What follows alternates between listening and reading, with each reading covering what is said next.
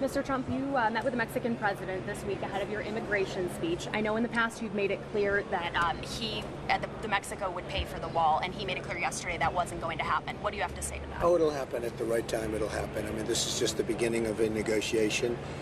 If I win, if I become president, Mexico will pay for the wall. He, rightfully said, I know their position for a long time. They say they don't want to pay for the wall. They're not going to pay for the wall. And every negotiation starts that way. But Mexico will pay for the wall.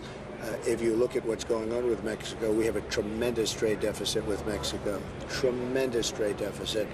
And that's so much more. I mean, the wall is peanuts compared to the kind of money you're talking about. No, Mexico will pay for the wall. And I think they'll end up actually being very happy to do so. You've spoken a lot about immigration lately. Undocumented immigrants who are in the country who have not committed crimes and aren't self-deporting. How do you plan to enforce their deportation? Yeah, well, what we're going to do is build the wall. We're going to stabilize people from coming in. We're going to get all of the bad ones out. We have a lot of bad drug dealers and gang members and cartel people. All of them are coming out. We know who they are. The local police and the police in the country, they know exactly who these people are, but they're not allowed to do anything because the leadership is so bad at the top. After it's all stabilized, everything's done, the real hardened criminals are out of the country, the killers and drug dealers and all of them, they're gone. Then we're going to make a determination as to what we're going to do. Are you going to consider amnesty for those who haven't committed crimes and aren't willing to No, we're not going to consider anything now. We'll make that determination. We want to see where the country is, how everything is going, but we're going to create a tremendous border. We're not going to let people come in illegally anymore. And then we're going to make the determination. And very important, we're getting rid of the bad ones immediately, meaning the drug people, the gang members, they're all going. They will be going out very, very quickly. You referenced during one of your speeches this week Operation Wetback from Eisenhower's administration. That was, military-style deportation of thousands of people. Are you planning to implement something like that now? No, I'm not planning on that. That was a very rough time. That was something, they did it, but I'm not planning on it. We want to do a very humane thing, other than, I will say, for the criminals, where you have, again, the drug lords, where you have a lot of gang members that are in this country that should not be in this country, and they're wreaking havoc all over the place. So those people are going out, and they're going out fast. Here in Ohio, Hillary Clinton has a pretty major field operation, obviously from previous campaigns as well as this campaign. With 2 months to the election, they've obviously had a head start because of that field operation. How do you plan to catch up? Well, I think we're doing very well. We're even or even up, I'm hearing, and we have a great group. Matt is here, and we have a lot of different people in Ohio, and we're playing it very hard. Our message is good, and, even on the border, Ohio wants to see the border.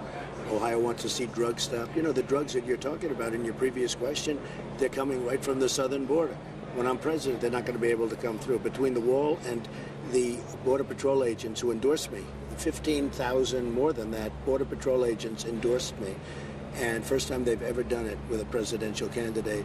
So we'll stop the drugs from coming in. I think the people of Ohio really get it. We also are going to do, in terms of jobs, we are not going to let our companies be taken by other countries, whether it's Mexico or anybody else. There's going to be consequences to pay. Our companies aren't going to be leaving. You look at what's happened here. It's so tragic, where so many manufacturing jobs are gone. We want to protect our miners so much. Our miners are being just decimated. The miners, and that's a big thing in Ohio, but the miners are being decimated. The miners know that I'm going to protect them. So I think we're going to do really well in Ohio. It looks like we're doing very well, but I think we're going to do very well in Ohio.